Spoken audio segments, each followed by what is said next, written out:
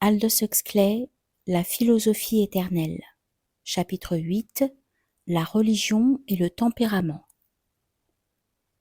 Il semble préférable, à ce point de notre étude, de quitter un instant l'éthique pour la psychologie, où nous attend un problème très important, problème auquel les interprètes de la Philosophia Perennis ont consacré beaucoup d'attention. Quel est au juste le rapport entre la constitution et le tempérament individuel, d'une part, et le degré de la connaissance spirituelle de l'autre? On ne dispose pas des matériaux nécessaires pour donner à cette question une réponse d'ensemble précise, si ce n'est peut-être sous la forme de cette science incommunicable, fondée sur l'intuition et la longue pratique, qui existe dans l'esprit des directeurs spirituels expérimentés. Mais la réponse qui peut être donnée, bien qu'incomplète, est éminemment significative. Toute connaissance, nous l'avons vu, est une fonction de l'être.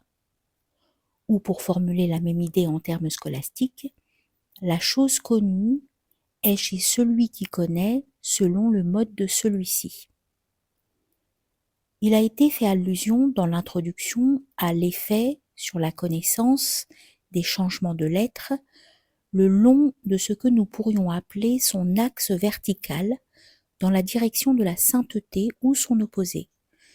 Mais il y a également variation dans le plan horizontal. Congénitalement, par sa constitution psychologique, chacun de nous naît dans une certaine position de ce plan horizontal. C'est un vaste territoire encore imparfaitement exploré, un continent s'étendant sur toute l'aire qui sépare l'imbécilité du génie, la faiblesse peureuse de la force agressive, la cruauté de la bienveillance pickwickienne, la sociabilité révélatrice du moi, de la misanthropie taciturne et de l'amour de la solitude, la lasciveté quasi démente de la continence presque sans tentation. À partir de n'importe quel point de cette étendue immense de nature humaine possible, un individu peut se déplacer presque indéfiniment vers le haut ou vers le bas, vers l'union avec le fondement divin de son être propre et de tous les autres êtres, ou vers les derniers extrêmes infernaux de l'état de séparation et du moi. Mais en ce qui concerne le mouvement horizontal, il y a bien moins de liberté. Il est impossible à un genre de constitution physique de se transformer en un autre genre, et le tempérament particulier associé à une constitution physique donnée ne peut être modifié que dans des limites étroites. Avec la meilleure volonté du monde et le meilleur milieu social, tout ce que quiconque peut espérer faire, c'est de tirer parti au mieux de sa constitution psychophysique congénitale. Il est au-delà de son pouvoir de changer les types fondamentaux de constitution et de tempérament. Au cours des 30 derniers siècles, on a tenté bien des fois d'établir un système de classification dans le langage duquel puissent être mesurées et décrites les différences humaines. Par exemple, il y a l'ancienne méthode hindoue qui consiste à classer les gens selon les catégories psychophysico-sociales des castes. Il y a les classifications primordialement médicales associées au nom d'Hippocrate, classification fondée sur deux habitudes principales, la phthisique et l'apoplectique, ou sur les humeurs, le sang, le flegme, la bile noire et la bile jaune, et les quatre qualités, le chaud, le froid, le moite et le sec. Plus récemment, il y a eu les divers systèmes physiognomiques du XVIIIe siècle et du début du XIXe. La dichotomie grossière et uniquement psychologique de l'introversion et de l'extraversion, les classifications psychophysiques plus complètes mais encore insuffisantes proposées par Kretschmer, Stockard, Viola et d'autres, et enfin le système plus général, plus flexiblement adapté aux faits complexes que tous ceux qui l'ont précédé, qu'ont élaboré le docteur William Sheldon et ses collaborateurs. Dans le présent chapitre, nous nous préoccuperons des classifications des différences humaines en ce qui concerne les problèmes de la vie spirituelle. Nous décrirons et illustrerons les systèmes traditionnels et comparerons les constatations de la Philosophia Perennis aux conclusions auxquelles sont parvenues les recherches scientifiques les plus récentes. Dans l'Occident, la classification catholique traditionnelle des êtres humains est fondée sur l'anecdote évangélique de Marthe et Marie. La voie de Marthe est la voie du salut par l'action. La voie de Marie est celle qui opère par la contemplation. Avec Aristote, qui en cela comme sur bien d'autres points était d'accord avec la Philosophia Perennis, les penseurs catholiques ont considéré la contemplation, dont le plus haut degré est la connaissance unitive de la divinité, comme la fin dernière de l'homme, et ont par conséquent toujours soutenu que la voie de Marie était en vérité la meilleure.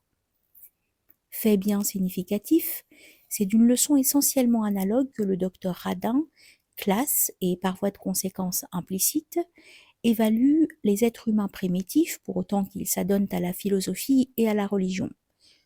Pour lui, il n'est pas douteux que les formes monothéistes supérieures de la religion primitive ne soient créées, ou ne conviendrait-il pas plutôt de dire, avec Platon, découvertes, par des gens appartenant à la première des grandes classes psychophysiques d'êtres humains, les hommes de pensée. À ceux qui appartiennent à l'autre classe, aux hommes d'action, est due la création des autres genres de religions inférieures, non philosophiques, polythéistes.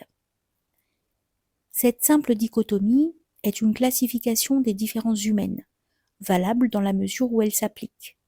Mais comme toutes les dichotomies de ce genre, qu'elles soient physiques, comme la division par Hippocrate de l'humanité en genres de tempéraments phtisiques et de tempéraments apoplectiques, ou psychologiques, comme la classification de Jung, fondée sur les introvertis et les extravertis, ce groupage de gens religieux en ceux qui pensent et ceux qui agissent, ceux qui suivent la voie de Marthe et ceux qui suivent la voie de Marie, est insuffisant à répondre aux faits.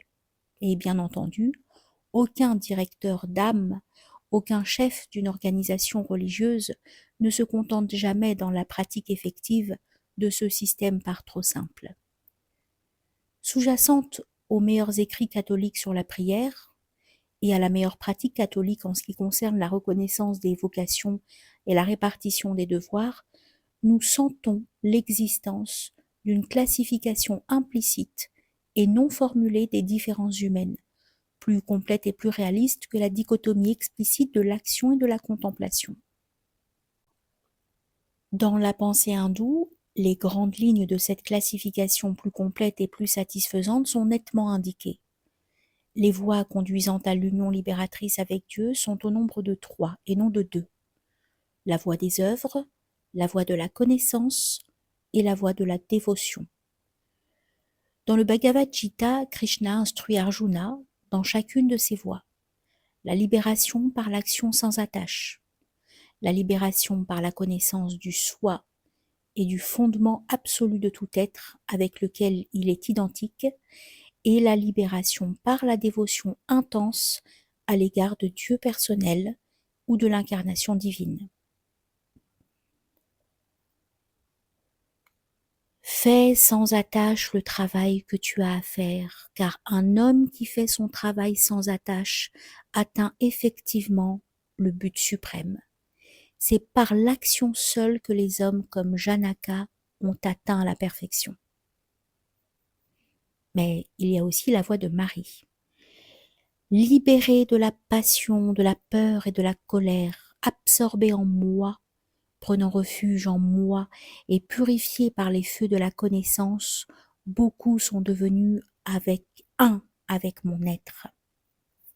Et par ailleurs, ceux qui ont complètement maîtrisé leur sens et jouissent d'une égalité d'esprit dans toutes les conditions, et contemplent ainsi l'impérissable, l'ineffable, le non manifesté, l'omniprésent, l'incompréhensible, l'éternel, ceux-là, dévoués au bien de toutes choses, m'atteignent seul et nul autre.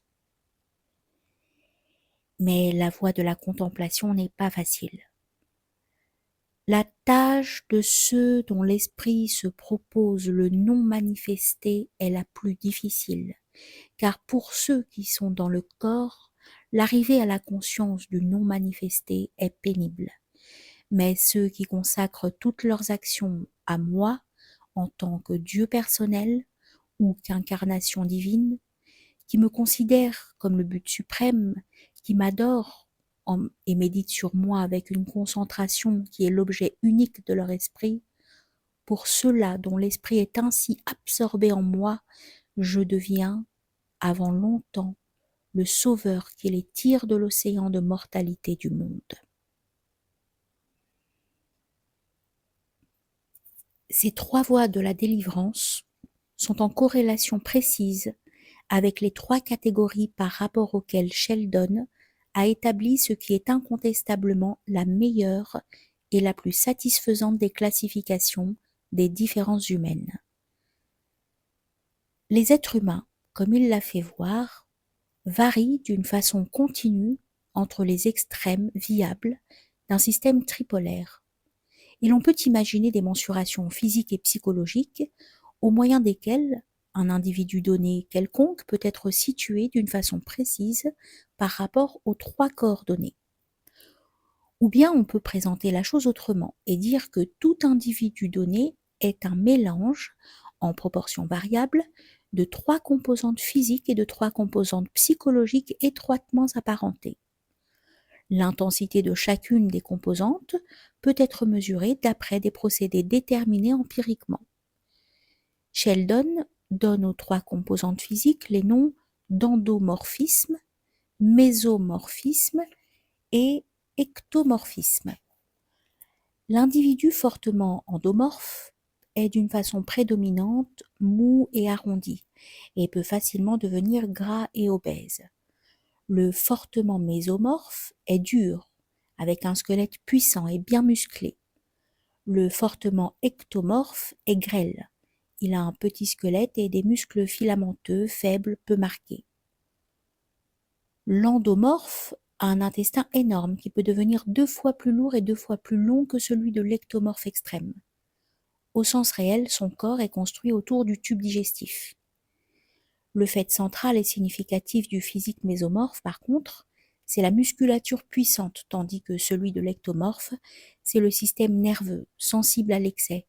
Et puisque le rapport de la surface à la masse du corps est plus élevé chez les ectomorphes que chez aucun des autres types, relativement peu protégé.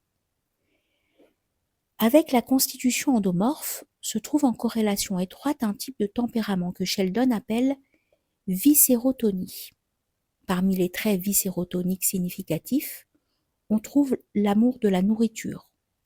Et chose caractéristique, l'amour de manger en commun, l'amour du confort et du luxe, l'amour des cérémonies, l'amabilité sans discrimination et l'amour des gens en tant que tels. La peur de la solitude et le besoin de compagnie, l'expression non retenue des émotions, l'amour de l'enfance sous forme de nostalgie envers son propre passé et du goût intense de la vie de famille, le besoin d'affection et de soutien mondain, le besoin des gens quand on est en difficulté, le tempérament rattaché au mésomorphisme, s'appelle somatotonie. Ici, les traits dominants sont l'amour de l'activité musculaire, l'agressivité et le désir de puissance, l'indifférence à la douleur, l'endurcissement à l'égard des susceptibilités d'autrui, un amour de la lutte et de l'esprit de concurrence, un courage physique poussé très loin, un sentiment nostalgique non pas envers l'enfance mais envers la jeunesse, période de la puissance musculaire maximale, un besoin d'activité quand on est en difficulté. On voit, d'après les descriptions qui précèdent, à quel point est insuffisante la conception jungienne de l'extraversion, comme simple antithèse de l'introversion. L'extraversion n'est pas simple. Elle est de deux genres radicalement différents. Il y a l'extraversion émotive, sociale, de l'endomorphe viscérotonique, de la personne qui recherche constamment la compagnie d'autrui et raconte à tout le monde exactement ce qu'il ressent, et il y a l'extraversion du somatotonique, au gros muscle, de la personne qui contemple le monde au dehors comme un bien où il pourra exercer sa puissance, où il pourra plier les gens à sa volonté et façonner les choses à cœur joie.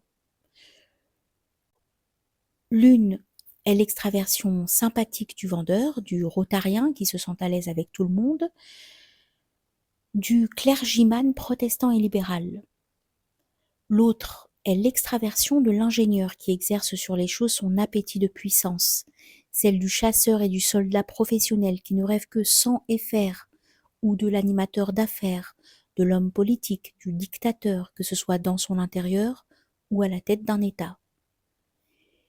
Avec la cérébrotonie, tempérament en corrélation avec le physique ectomorphe, nous quittons le monde sympathique de Pickwick, le monde plein d'une âpre concurrence de Hotspur, et nous passons dans un univers d'un genre entièrement différent et quelque peu inquiétant, celui de Hamlet et d'Ivan Karamazov.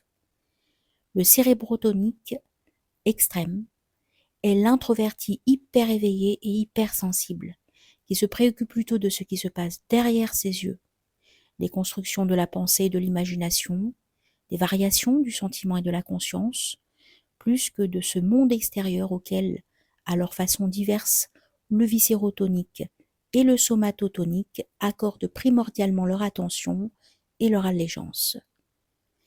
Les cérébrototoniques n'ont que peu ou point de désir de dominer et n'éprouvent pas la sympathie sans discrimination du viscérotonique à l'égard des gens en tant que cela, en tant que tel. Au contraire, ils veulent vivre et laisser vivre, et leur amour passionné de la solitude discrète est intense. La réclusion, châtiment le plus terrible qui puisse être infligé à la personne molle, ronde, pleine de sympathie, n'est pour le cérébrotonique nullement un châtiment. Pour lui, l'horreur suprême est l'internat scolaire et la caserne. En compagnie, les cérébrotoniques sont inquiets et timides, en proie à la tension, des inhibitions et à des sautes d'humeur imprévisibles. Fait significatif, aucun cérébrotonique extrême n'a jamais été bon acteur ou actrice. Les cérébrotoniques ont horreur de claquer les portes ou d'élever la voix, et souffrent intensément des vociférations et du bruit des pas sans retenue du somatotonique. Leurs façons sont pleines de retenue, et quand il s'agit d'exprimer leurs sentiments, ils sont extrêmement réservés. L'exubérance émotive du viscérotonique leur fait l'effet d'être agressivement creuses et même sans sincérité, de même qu'ils ne peuvent supporter les façons cérémonieuses et l'amour du luxe et de la magnificence du viscérotonique. Ils ne contractent pas facilement des habitudes et éprouvent de la difficulté à adapter leur vie aux routines qui viennent si naturellement au somatotonique. En raison de leur sensibilité excessive, les cérébrotoniques sont souvent extrêmement portés sur le sexe, presque jusqu'à la démence, mais ils ne sont à peu près jamais tentés de s'adonner à la boisson, car l'alcool, qui rehausse l'agressivité naturelle du somatotonique et accroît l'amabilité détendue du viscérototonique, les rend simplement malades et les déprime.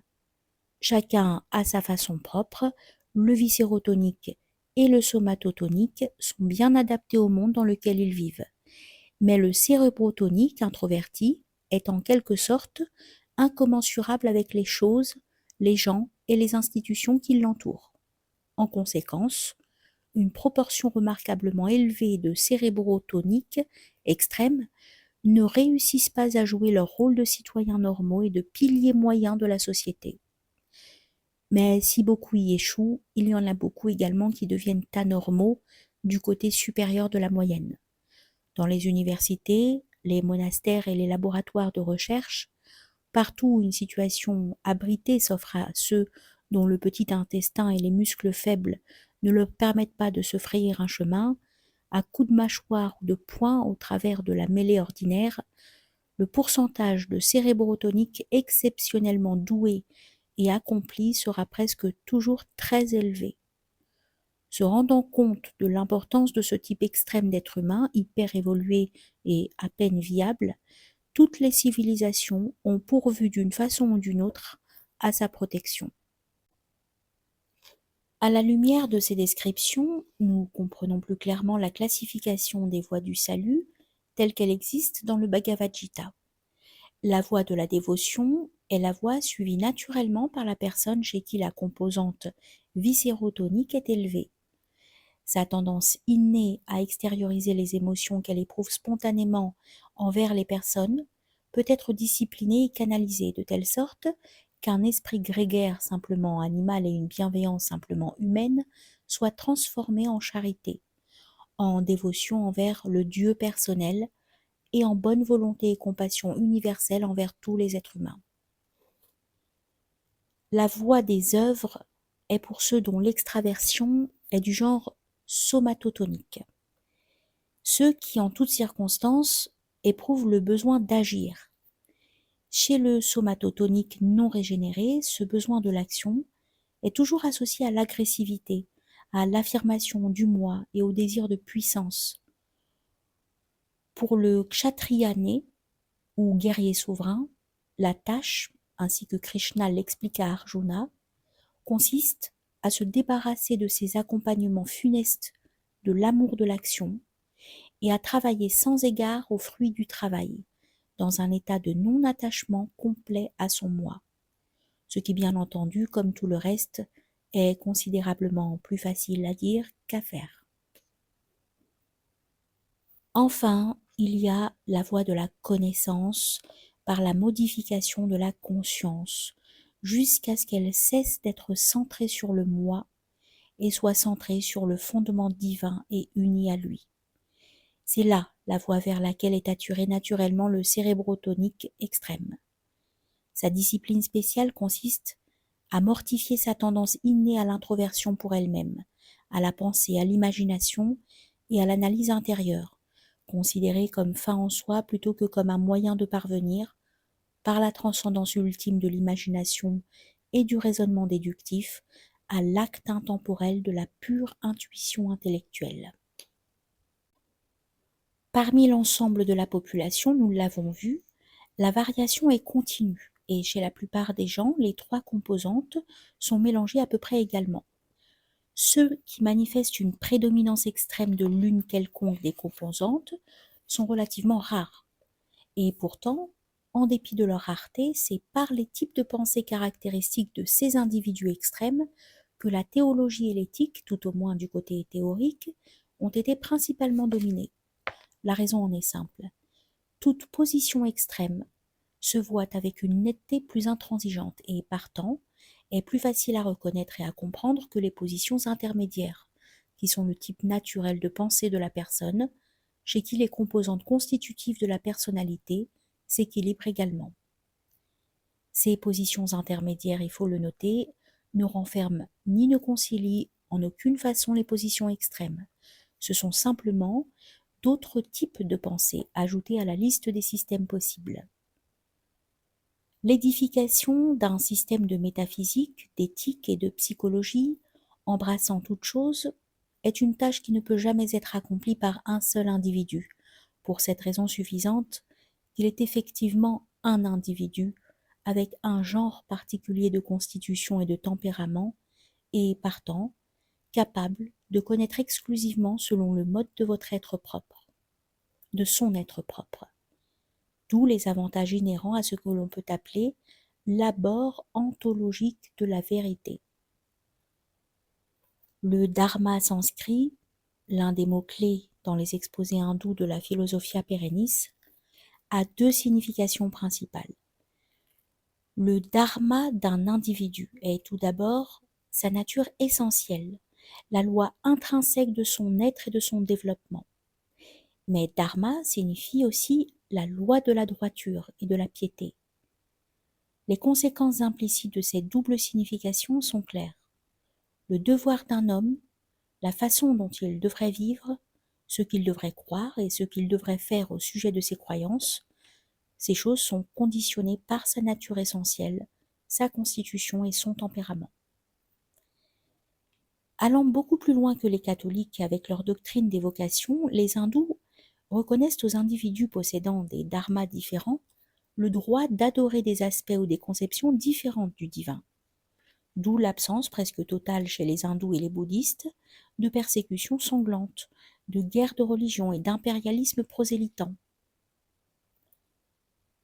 Il faut remarquer toutefois qu'à l'intérieur de son propre bercail ecclésiastique, le catholicisme a été presque aussi tolérant que l'hindouisme et le bouddhisme mahayana. Nominalement une, chacune de ces religions comprend en fait un certain nombre de religions fort différentes, couvrant toute la gamme de la pensée et de la conduite, depuis le fétichisme, en passant par le polythéisme, le monothéisme légalistique, la dévotion à l'humanité sacrée d'un avatar, jusqu'à la profession de la philosophia perennis et la pratique d'une religion purement spirituelle qui recherche la connaissance unitive de la divinité absolue. Ces religions, à l'intérieur d'une religion tolérée, ne sont pas considérées bien entendu comme également valables ou également vraies. On peut avoir pour dharma l'adoration polythéiste, mais le fait n'en demeure pas moins que la fin dernière de l'homme est la connaissance unitive de la divinité, et tous les exposés historiques de la philosophia perennis sont d'accord sur ce que tout être humain devrait réaliser cette fin, et sur ce qu'il parviendra même peut-être effectivement d'une façon ou d'une autre. Toutes les âmes, écrit le professeur Garrigou-Lagrange, reçoivent un appel général et lointain à la vie mystique. Et si toutes évitaient fidèlement, comme elles le devraient, le péché non pas simplement mortel mais véniel, si elles étaient, chacune selon sa condition, dociles au Saint-Esprit et si elles vivaient assez longtemps, il viendrait un jour où elles recevraient la vocation immédiate et efficace à une haute perfection et à la vie mystique proprement dite. Les théologiens hindous et bouddhistes donneraient probablement leur accord à cette affirmation, mais ils ajouteraient que toute âme atteindra effectivement à cette haute perfection. Toutes sont appelées, mais dans une génération donnée quelconque, il y en a peu d'élus, parce qu'il y en a peu qui s'élisent. Mais la série des existences conscientes, corporelles ou incorporelles, est indéfiniment longue. Il y a donc pour tout le monde le temps et l'occasion d'apprendre la leçon nécessaire. En outre, il y a toujours des auxiliaires, car périodiquement, il y a des descentes de la divinité sous une forme physique. Et à toute époque, il y a des Bouddhas futurs, prêts, au seuil de la réunion avec la lumière intelligible, à renoncer à la félicité de la libération immédiate, afin de revenir à plusieurs reprises comme sauveur et instructeur dans le monde de la souffrance, du temps et du mal, jusqu'à ce qu'enfin tous les êtres sentants aient été délivrés dans l'éternité. Les conséquences pratiques de cette doctrine sont fort claires. Les formes inférieures de la religion, qu'elles soient émotives, actives ou intellectuelles, ne doivent jamais être acceptées comme définitives. Sans doute, chacune d'entre elles se présente tout naturellement aux personnes d'un certain genre de constitution et de tempérament, mais le dharma ou devoir de tout individu donné n'est pas de rester douillettement fixé dans la religion imparfaite qui se trouve lui convenir. Il est bien plutôt de la transcender, non pas en reniant, chose impossible, les modes de pensée, de conduite et de sentiment qui lui sont naturels, mais en les utilisant de façon qu'au moyen de la nature, il puisse dépasser la nature. C'est ainsi que l'introverti se sert de la discrimination, suivant la formule hindoue, et apprend ainsi à distinguer les activités mentales du moi d'avec la conscience de principe du soi, qui est apparenté ou identique au fondement divin. L'extraverti émotif apprend à haïr son père et sa mère, entre guillemets. En d'autres termes, à renoncer à son attachement égoïste au plaisir d'aimer et d'être aimé sans discrimination. Concentre sa dévotion sur l'aspect personnel ou incarné de Dieu et parvient enfin à aimer la divinité absolue par un acte non plus du sentiment, mais de la volonté illuminée par la connaissance.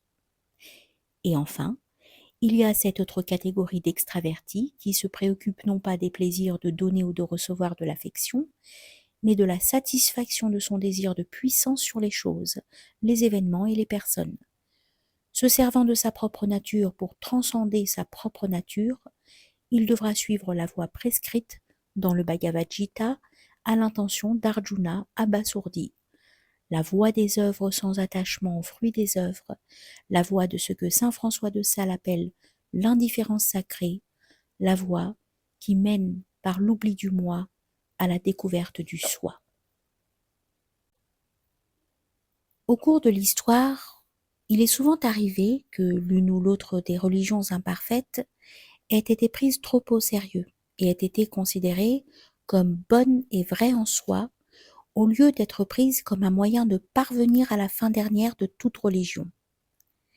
Les effets d'erreurs de ce genre sont souvent désastreux. Par exemple, de nombreuses sectes protestantes ont insisté sur la nécessité, ou tout au moins sur le caractère extrêmement désirable, d'une conversion violente. Mais la conversion violente, comme l'a montré Sheldon, est un phénomène limité presque exclusivement aux personnes douées d'un degré élevé de somatotonie. Ces personnes sont si intensément extraverties qu'elles ne se rendent absolument pas compte de ce qui se passe au niveau inférieur de leur esprit. Si pour une raison quelconque, leur attention vient à être détournée vers l'inférieur, la connaissance de leur moi qui en résulte se présente, en raison de sa nouveauté et de son étrangeté, avec la force et la qualité d'une révélation, et leur métanoïa, ou changement d'esprit, est soudaine et saisissante. Ce changement peut être tourné vers la religion, vers autre chose, par exemple vers la psychanalyse. Insister sur la nécessité de la conversion violente comme moyen unique du salut est une chose à peu près aussi sensée que le serait le fait d'insister sur la nécessité d'avoir un large visage, un squelette lourd et des muscles puissants. Pour ceux qui sont naturellement sujets à ce genre de bouleversement émotif, la doctrine qui fait dépendre le salut de la conversion donne une suffisance qui est absolument funeste au développement spirituel, tandis que ceux qui en sont capables sont remplis d'un désespoir non moins désastreux. On pourrait facilement citer d'autres exemples de théologie insuffisante fondée sur l'ignorance psychologique. On se souvient par exemple du cas lamentable de Calvin, le cérébrotonique qui a pris tellement au sérieux ses propres constructions intellectuelles qu'il en a perdu tout sentiment de la réalité, aussi bien humaine que spirituelle. Et puis, il y a notre protestantisme libéral, cette hérésie à dominance viscérotonique qui semble avoir oublié l'existence même du Père, de l'Esprit et du Logos,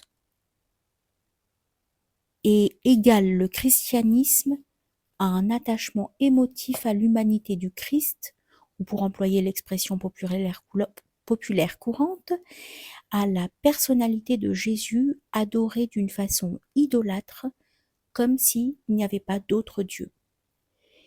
Même dans le domaine du catholicisme, embrassant tous les cas, il nous revient constamment des plaintes au sujet des directeurs ignorants et centrés sur leur moi, qui imposent aux âmes dont ils ont la charge un dharma religieux totalement inadapté à leur nature, avec des résultats que des auteurs tels que Saint Jean de la Croix décrivent comme complètement pernicieux.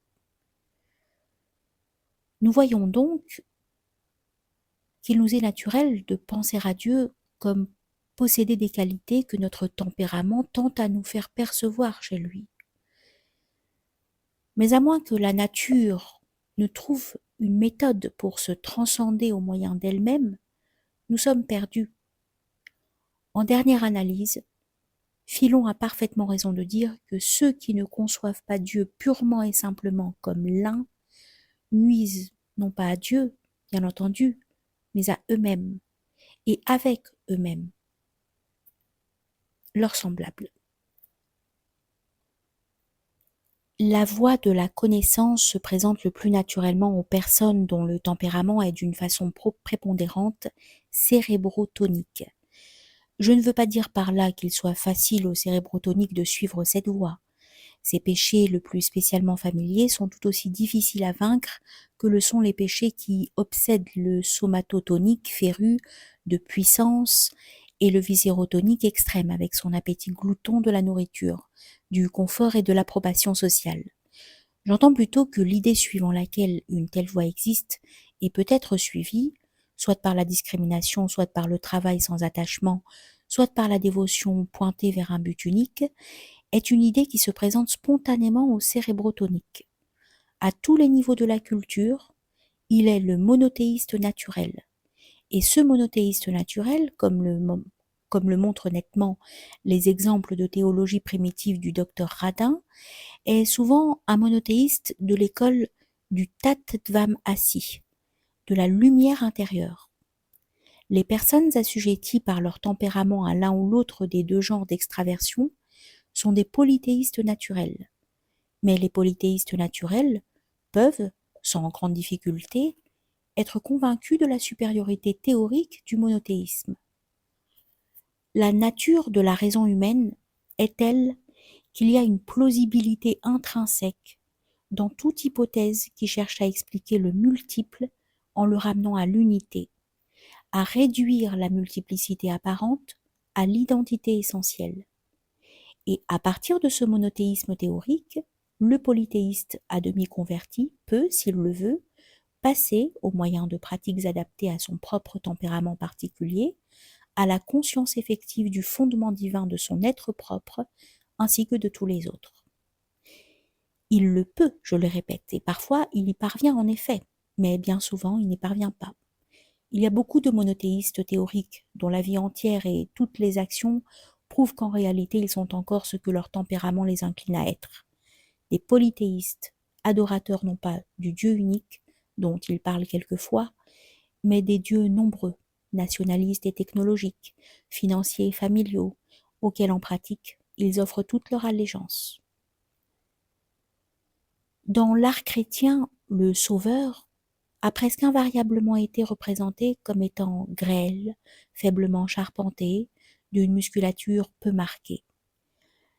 Les Christs corpulents et vigoureux sont une exception assez choquante à une règle fort ancienne.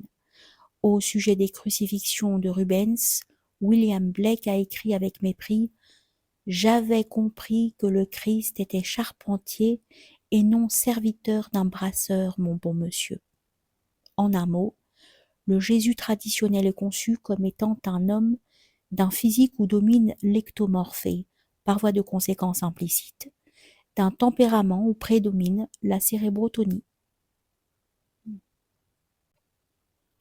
Le noyau central de la doctrine chrétienne primitive confirme l'exactitude essentielle de la tradition iconographique. La religion des évangiles est bien ce à quoi nous nous attendions de la part d'un cérébrotonique. Non pas, bien entendu, de n'importe lequel, mais d'un cérébrotonique qui se serait servi des particularités psychophysiques de sa propre nature pour transcender la nature, qui aurait suivi son dharma particulier jusqu'à son but spirituel.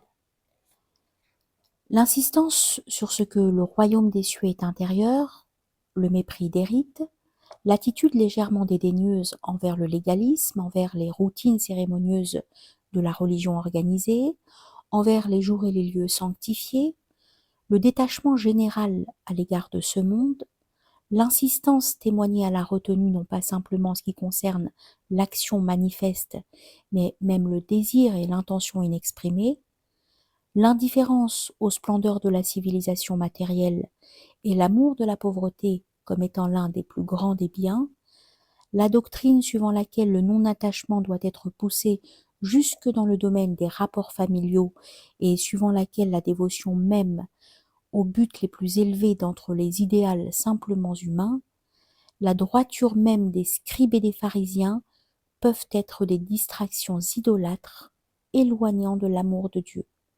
Ce sont là des idées caractéristiquement cérébrotoniques, telles qu'il ne s'en serait jamais présenté spontanément à l'extraverti fanatique de puissance ou au viscérotonique également extraverti.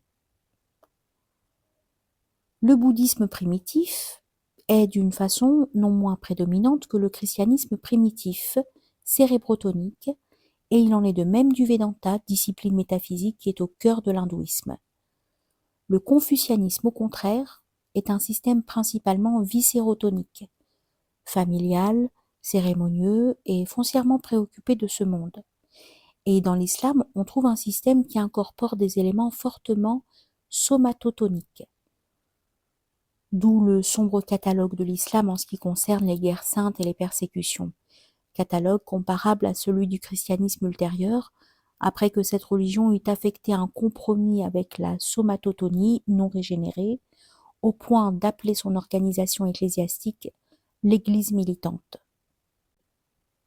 Pour ce qui est d'atteindre à la fin dernière de l'homme, c'est un empêchement tout aussi grave d'être un cérébrotonique extrême ou un viscérotonique extrême que d'être un somatotonique extrême. Mais tandis que le cérébrotonique et le viscérotonique ne peuvent pas faire grand mal, si ce n'est à eux-mêmes et à ceux qui sont en contact immédiat avec eux, le somatotonique extrême, avec son agressivité innée, fait des ravages parmi des sociétés entières. D'un certain point de vue, on peut définir la civilisation comme étant un complexe de procédés religieux, juridiques et éducatifs pour empêcher les somatotoniques extrêmes de faire trop de mal et pour canaliser leurs activités incoercibles vers des voies socialement désirables. Le confucianisme et la culture chinoise ont cherché à réaliser cette fin en inculquant la piété filiale, les bonnes manières et un épicurisme aimablement viscérotonique, le tout renforcé quelque peu incongrument par la spiritualité cérébrotonique et les contraintes du bouddhisme et du taoïsme classique. Dans l'Inde, le système des castes représente une tentative en vue de subordonner la puissance militaire, politique et financière à l'autorité spirituelle. Et l'instruction donnée à toutes les classes insiste encore si vigoureusement sur le fait que la fin dernière de l'homme est la connaissance unitive de Dieu, que même encore à l'époque actuelle, au bout de près de 200 ans d'européanisation graduellement accélérée, des somatotoniques ayant réussi renoncent, au milieu de leur vie, à la richesse, à la situation et au pouvoir, afin de terminer leur jour comme humbles chercheurs de l'illumination. Dans l'Europe catholique, comme dans l'Inde, il y a eu un effort en vue de subordonner le pouvoir temporel à l'autorité spirituelle. Mais comme l'Église elle-même exerçait un pouvoir temporel par l'entremise de prélats politiques et d'hommes d'affaires mitrés, cet effort ne fut jamais couronné que d'un succès partiel. Après la Réforme, on abandonna complètement jusqu'au pieux désir de limiter le pouvoir temporel au moyen de l'autorité spirituelle. Henri VIII fit de lui-même, selon le mot de Stubbs, le pape tout entier est quelque chose de plus que le pape, et son exemple a été suivi depuis lors par la plupart des chefs d'État. Le pouvoir n'a été limité que par les autres pouvoirs, et non par un appel aux principes fondamentaux, tels qu'ils sont interprétés par ceux qui sont moralement et spirituellement qualifiés pour connaître ce dont ils parlent.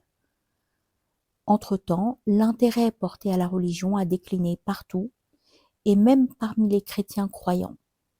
La philosophia perennis a été remplacée, dans une large mesure, par une métaphysique de progrès inévitable et d'un Dieu en évolution, par une préoccupation passionnée non pas de l'éternité, mais de l'avenir.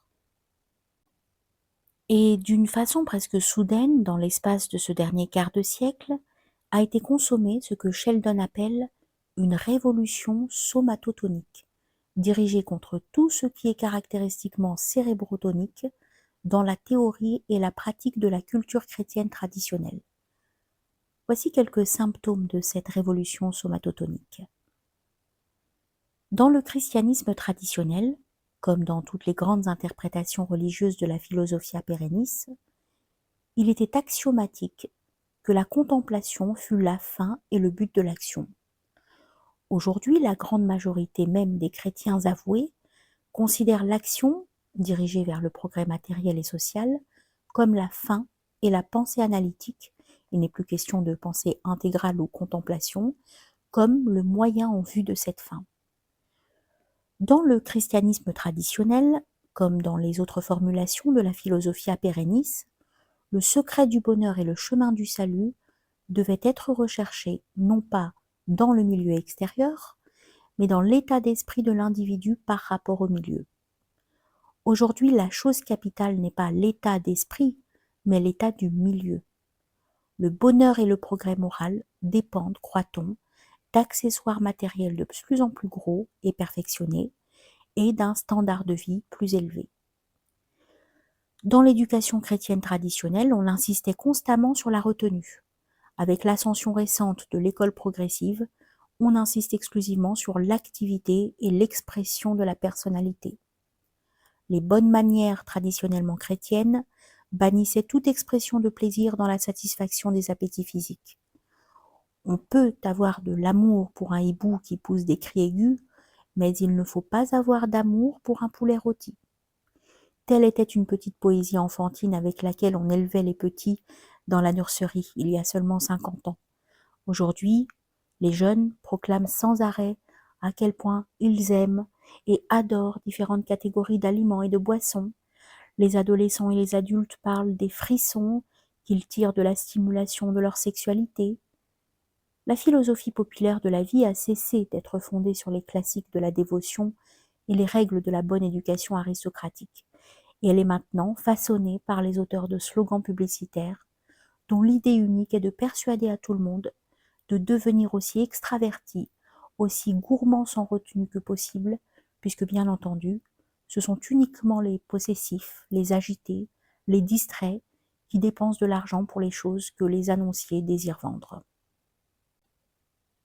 Le progrès technologique est pour une part le produit de la révolution somatotonique et pour une autre part la cause et le soutien de cette révolution.